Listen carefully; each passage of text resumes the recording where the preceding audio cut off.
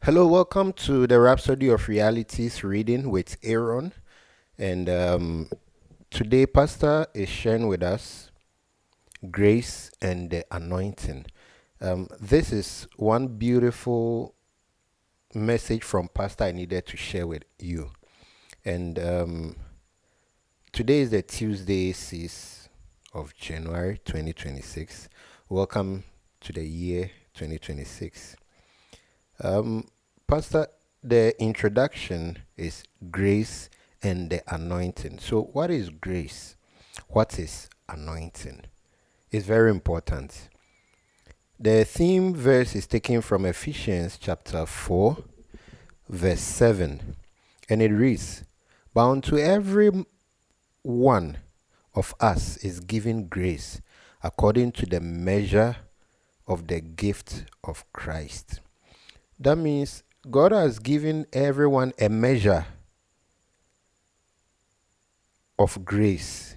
And let me read it again. But unto every one of us is given grace according to the measure of the gift. Of the gift. Don't forget that. Of Christ. So let's read what Pastor has. There's a vital distinction between grace and the anointing.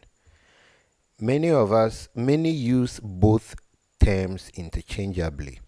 Yet the Word of God shows they are not the same.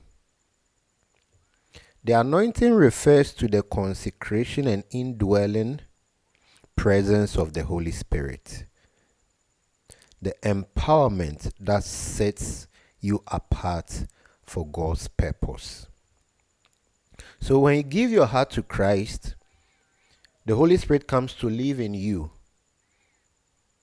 When He lives in you, He is the anointing. So He is the one that separates you for the purpose for which God is going to give you. And remember, the Holy Spirit is God. So when He is coming to live in you, He has a purpose for you. Even before you were born, He knew your purpose.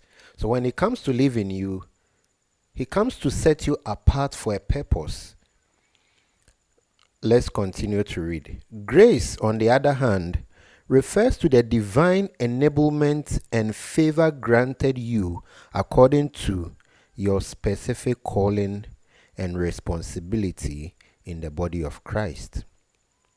So let's say your purpose, when the Holy Spirit comes to live in you, He is the anointing.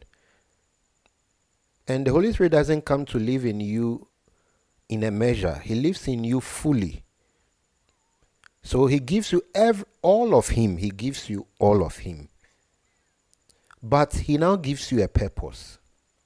And that purpose, He gives you grace for that purpose. So let's continue. Every Christian has received the same anointing. For it's the same Holy Spirit that dwells in us all. That anointing abides in you, never diminishes or brings special grace into your life. But to each one of us has been given as Christ apportioned. If you read Ephesians chapter 4 verse 7 in the NIV.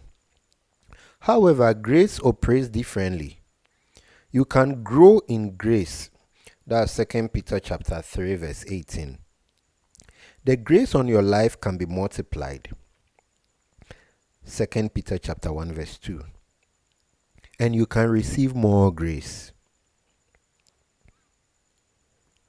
As the Bible says, He giveth more grace. This is James chapter 4 verse 6.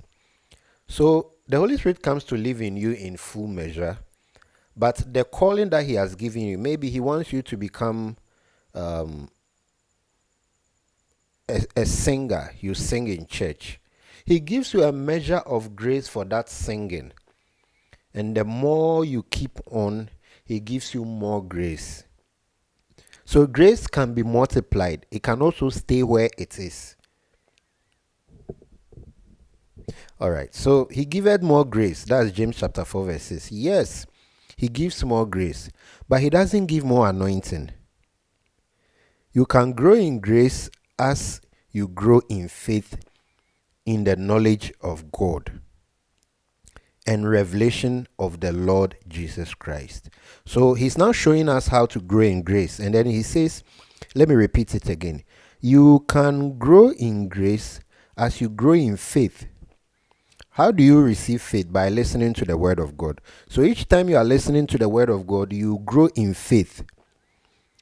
Then in the knowledge of God, anytime you read the scriptures, you improve upon the knowledge you have of God and the revelation of the Lord Jesus Christ. So anytime you are listening to the word of God, you are praying, you are in church being taught, and then knowledge is coming to you, the grace level in your life multiplies or grows for you to now be able to handle the calling, the gift that was given to you. So the more you know Jesus Christ, the more your grace grows. And it grows in conjunction with your growth in faith, and then in the knowledge of God, and then the revelation of the Lord Jesus Christ. This is very important. So with these three combined, there is no way you will not grow in grace. But remembering that the anointing is still resident in you 100%, full measure. He didn't give you half, a quarter, or any amount that you think. It is grace that is being given in a measure based on the gift that has been given you. So grace determines, let's move on. Grace determines the scope of influence and effectiveness in the calling God has given you. So just like the scenario I gave you, a singer, and the only people that hear you is your congregation. If you have grace, the whole world will hear of you. So grace determines the scope of your effectiveness in the calling God has given you. Recognize therefore that while your grace can increase, your anointing is complete. You already have the fullness of the Spirit. Live with this understanding and allow the grace of God in your life to multiply through the knowledge of God and fellowship with the word. Hallelujah. Many of you are seeking for anointing. Just like the Rhapsody said, it is interchangeably used. So if you are watching me, you have anointing. What you need is grace. And the only way to get grace multiplied, everybody has grace, but it has been given to you in a measure based on your calling. So if you, let's say you are also a prophet, you are a teacher, you are a banker, but someone has more influence than you, that person is operating in a more bigger grace than you. So all you need is grace. Grow your faith. Listen to the word of God or read your Bible. Get a better understanding of who Jesus Christ is. Because the more you get to know Jesus Christ, the effectiveness and then the better you become in your Christian life. You will understand a whole lot. And your understanding will allow you to now operate in a different dimension. If you've been given a plane to fly and you don't know how to fly it, you have to be looking for a pilot. But as the time approaches and then you learn how to fly that plane, you wouldn't even need anyone. Immediately you wake up, you move into the plane, you switch on all the buttons, and then you begin to fly. That is what grace does. Grace allows you to be able to operate the gift that you've been given in a higher dimension. So I want you to pray this prayer after me. Dear Lord, I thank you for giving me your Spirit without measure and for the grace to fulfill my divine calling. I walk in the understanding that I'm fully anointed and empowered by the Holy Spirit to accomplish your purpose for my life. As I grow in grace and knowledge, I have greater results in my life, impact, and fruitfulness in Jesus' name. Amen. Now, lastly, if you've not given your life to Christ and you're watching me, you might be the last person that will give his or her life to Christ, and Jesus Christ would come, or the return of Jesus would come or be. So, wherever you are watching, I want you to pray this prayer after me. Oh Lord God, I thank you for your Son, Jesus Christ.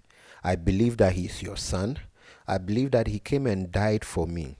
From today, in his name, I am born again.